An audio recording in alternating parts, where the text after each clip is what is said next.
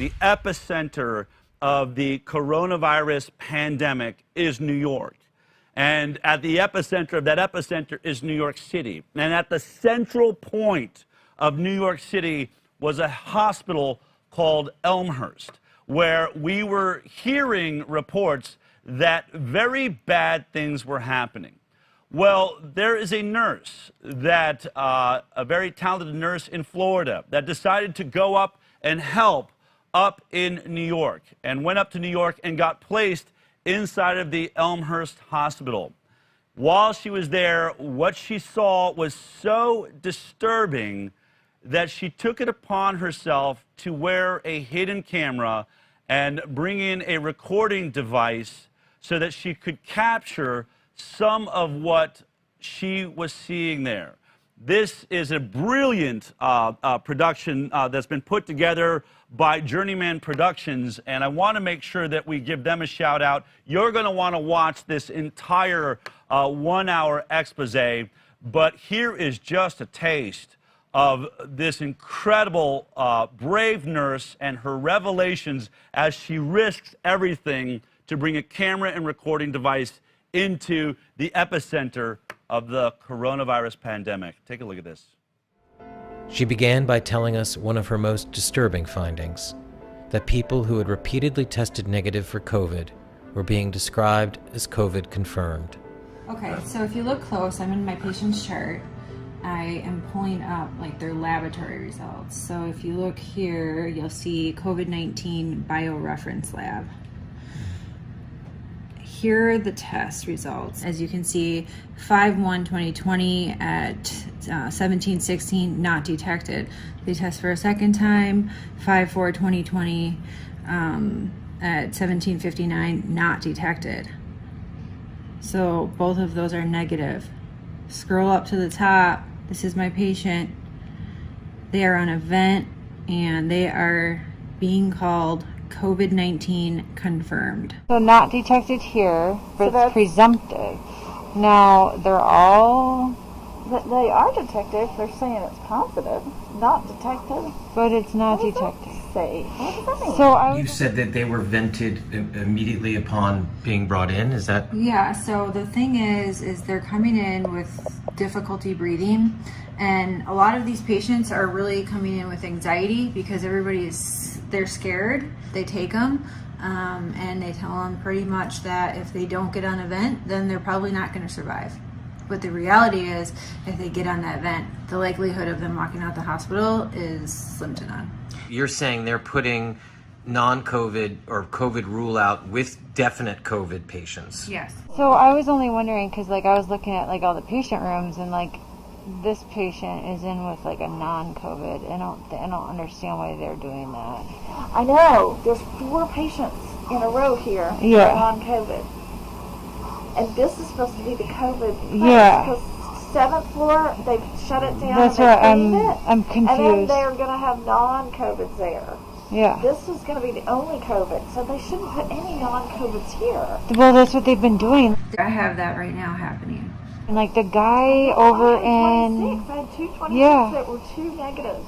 And they end up positive. The guy over in 29, I had him upstairs because I was on CCU before it. Yeah. And he came in with a stroke. I know, that's what 26-1 was, a stroke. And no COVID, and now he's got COVID, and he's on a vent. Well, because we gave it to him here. Incredible statements there, revelations. People not testing positive, being told, being listed as positive, laying in rooms with people that are all positive, only to be vented as though they're positive and perhaps catch the illness. Once again, you should really check out all the work being done by Journeyman Pictures. Go to their YouTube channel, Journeyman Pictures, to see this expose and many of the other great interviews that they've done around many topics of COVID-19. But I want to say right now, it's absolutely an honor to bring on my next guest, Erin Olszewski, the nurse at the center of this. Man, I gotta say, that takes some real guts to go into, I've actually done it before. I've worn cameras before. You can say that, but when you actually do it, it's very nerve-wracking, isn't it? There's something about it, the idea you might be caught, what am I doing here? But Erin, why? What made you take that step? I just felt that as a nurse, it's my duty to protect my patients. And I couldn't walk away from that being silent. People have a right to know what's going on. And, there were prior medical professionals speaking out about this and being blown off.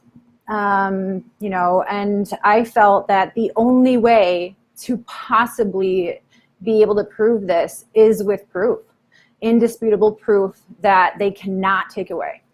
And, yes, I risked a lot, but in my opinion, the risk is worth the reward because people around the United States, people around the world have been lied to. Wow. And just so that people understand your background, you are an Iraqi war veteran. You fought for the United States of America in the Iraq War. So you've seen some really bad things out there, I would imagine. My understanding is you weren't a nurse when you were in Iraq, but you were actually a soldier. But did you feel, they've described, especially Elmhurst Hospital, but many of these ERs and hospitals, they describe them as a war zone. Would you say that it fits that description also? If I can honestly be totally transparent, Please. I feel like this is worse because it's almost like friendly fire. People are walking into these hospitals assuming that they're going to be taken care of. And you are literally going to walk in there and you will never walk out. It's worse. And it is destroying, obviously, lives. And it's destroying families. It's destroying our economy. Everything about these numbers that you are hearing across the world, globally, it's a lie. It's just based on lies. It's based on bad care. It's based on people being careless. It's based on bad authority. Well, bad decisions. And just based on the video we watched in the beginning, they are manipulating the truth. Tell me about the testing. So a person comes in, they are having, it sounded like some of them had been stroke patients.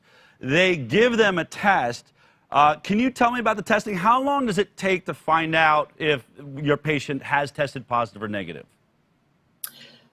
It would take anywhere from 5 to 10 days.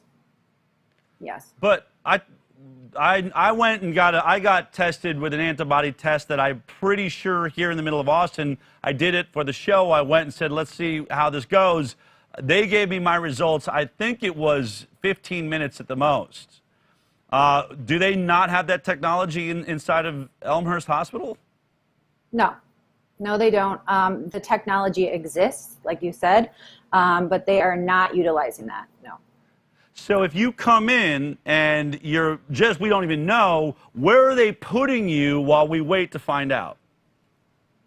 On the floors, they're putting you inside the hospital facility, and they are mixing COVID and non-COVID, which is creating hospital-acquired infections, nosocomial infections. So they are literally creating the pandemic that way. Unbelievable. Just because this is something we've been reporting on, I remember there was another nurse a few weeks back that spoke out about, I believe, the same hospital. Let's just take a look at what she had to say here. Literally, Black lives don't matter here. And that's pretty sad that somebody who is white and lives hundreds of miles away from the city gives more about these people than the actual people in this city. These people aren't dying from COVID. Let me give you several examples here. An anesthesiologist intubated the patients, and for about 5 hours, like, we were waiting on a chest x-ray to confirm that the placement was wrong. And in the meantime, while we're waiting for that, and we've told the anesthesiologist that it was placed wrong, because, like, literally only one side of the chest is, like, inflating, he dies. Okay? A patient had a heart rate of 40. I was literally ran out of, like, the patient's room to get, like, the director of nursing who was standing out there. And I'm like, can you stop him? He's going to kill that patient. He's going to kill that patient if he defibrillates him with bradycardia and a heart rate of 40. And the director of nursing just shook his head. And I turned around and he killed the dude. It's like going in the Twilight Zone. Like, everyone here is okay with this.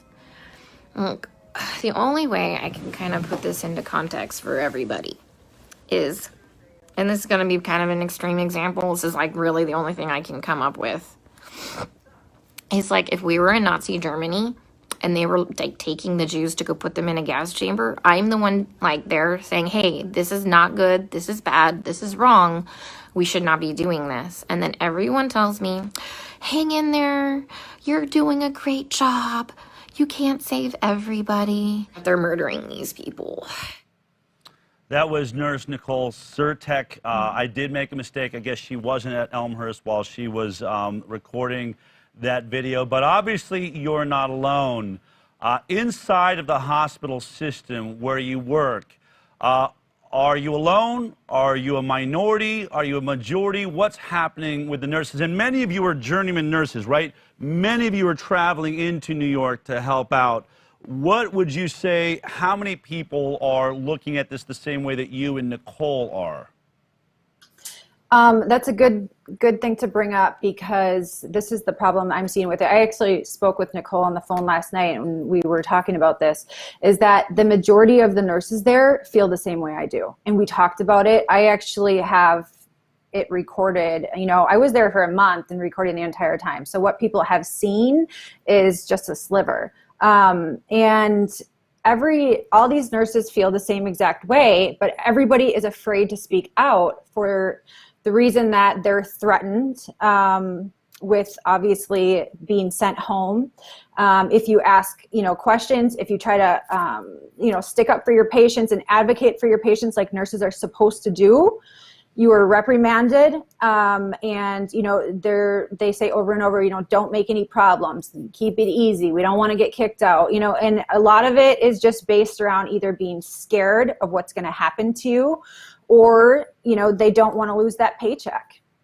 Wow. And it's actually, my understanding is you were in Florida, you were a nurse there, you were involved in treating COVID-19 patients there, correct? Correct, yes. Now, was there a difference that, like, we just heard a report about hydroxychloroquine. There's a huge, Lancet Papers just withdrawn this study that said that hydroxychloroquine was dangerous. Were they using hydroxychloroquine in Florida where you were? Absolutely. So we use the hydroxychloroquine and we use the zinc. And when I arrived in New York, I found out very quickly that that was totally off limits. And if you did, or any provider did prescribe it, it would be grounds to be fired. Where was that coming from? How high up did that go? So it was from Governor Cuomo, and that was as early as March, right around March. And that's just how that's how it went, and you had to listen to it. And what I found is so ironic, in that same, those same orders, they granted all these medical professionals, they were all liability free if anything happened. So when you're inside these hospitals, already a very, hospital that has very bad reviews, it's public, you have liability-free medical professionals treating patients on ventilators with no family. So what do you think is going to happen? That leads me to, in this incredible expose, what you described as maybe the worst day of your life. Remember, this is an Iraqi war vet who has seen a lot of bad days, I would guess. Take a look at what she describes as the worst day of her life.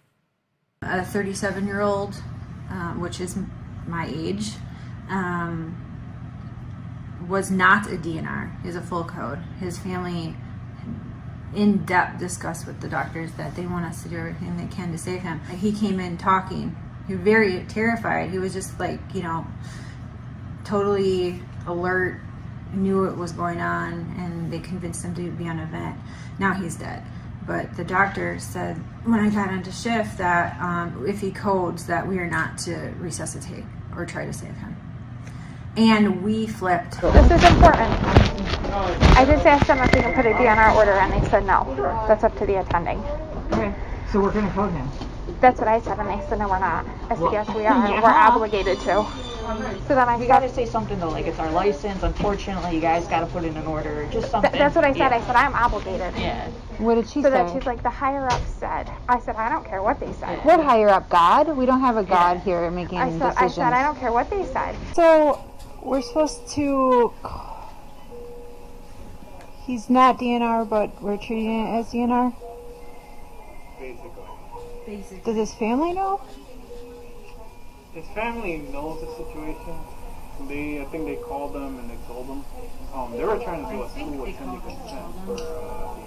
Okay. All day he spent like in the 80s saturating. It was this one on the forehead didn't work. It was this one worked, and that came back. When I changed it, I was like, oh shoot, it's 90. Yeah. So they started playing around with the Oh fence shoot, thing. it's 'Cause 90. he's still on pressure. He changed the pulse ox You put him on AC, from drop. his head to his finger, and he's like, oh, it's 90. I had to put a sign up last week, don't touch my... He's fine. Well, Elmhurst does have a policy given, like a COVID policy, given the scarcity of dialysis and blood. It can be a chem code, it can be whatever. That it's not, there's not a, it's a difference. Normally the standard is whatever the family says, like we just do. So if they would say code him for 5 years, like you just do that until they die.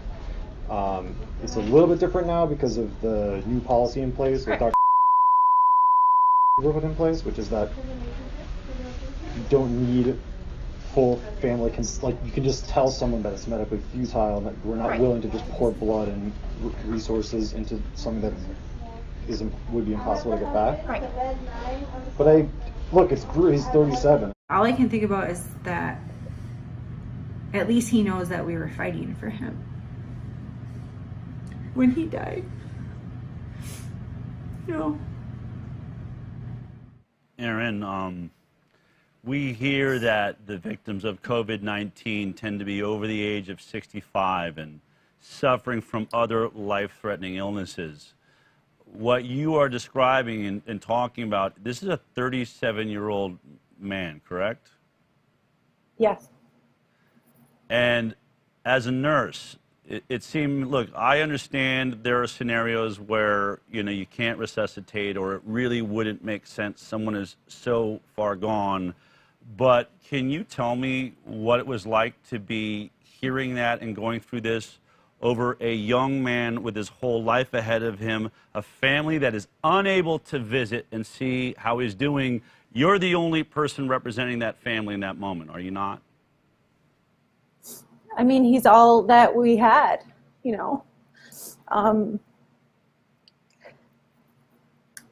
doesn't have a voice otherwise, and like these families are trusting in us to be taking care of them and trust us to do our jobs right. And if they don't have a good nurse, they really don't have a chance at all. And even if they have a good nurse, who's to say the next nurse on the shift or the next doctor on the shift is going to be good too? And it just goes against every single thing that we've ever learned and that we're taught to do as nurses, just to be ethical. And when something's wrong, we have to speak out about this, because if we don't do it, then who's going to? And whatever it takes and whatever I have to risk, at least I know that I'm giving these patients and their families the justice that they deserve. And so be it. Can I ask you, was this gentleman confirmed to be COVID-19 positive? At the end of his life, yes. Hospital acquired. So he got it while he was in the hospital. Yes. If you could get a message to Donald Trump right now, who is having to make decisions, I think obviously, you know, he can speak to Tony Fauci, Debbie Birx, these people that are in, what do you need our leadership to know? What do you want the National Institute of Health to know? What do you want Andrew Cuomo to know? I want them to know that what is happening, and even still, it's still happening. I have friends that are still there. That we need a federal investigation immediately. We need to go there and we need to flip tables over. We need to go through every single chart. We need to contact every single family because a lot of bad stuff has happened. There has been no autopsies allowed. And we just need to go to the absolutely highest power because I am just one person, but I know that there are a lot more people out there that have a lot more power than me. So I am willing to risk everything in order to bring justice, not only to like the patients, and not only to their families, but to the rest of the world, because I know a lot of people have been going through horrible things. It has shut down the economy. It has taken out businesses. It has, you know, torn apart families. There has been a lot of suicide. I mean, there's so many things that this has affected, and nobody will even look at this. And, you know, if they're going to do a federal investigation for the Major League Baseball steroids issue, then I don't see why they wouldn't do one here. Erin, I know you're going to continue to be a voice now for the voiceless, and I want to thank you for your courage. You, I think, are representing your country in probably the most brave way you have so far in your life. So let me thank you for that from the High Wire. Continue to be brave. Let us know in any way that we can support you. Thank you so much for the truth. Thank you. Thank you guys very much for allowing me to scream the truth. If you liked that clip, then be sure to check out our live broadcast of The High Wire every Thursday morning at 11 a.m. Pacific Time. You can watch it on Facebook, YouTube, iTunes, and Twitter. We'll see you there.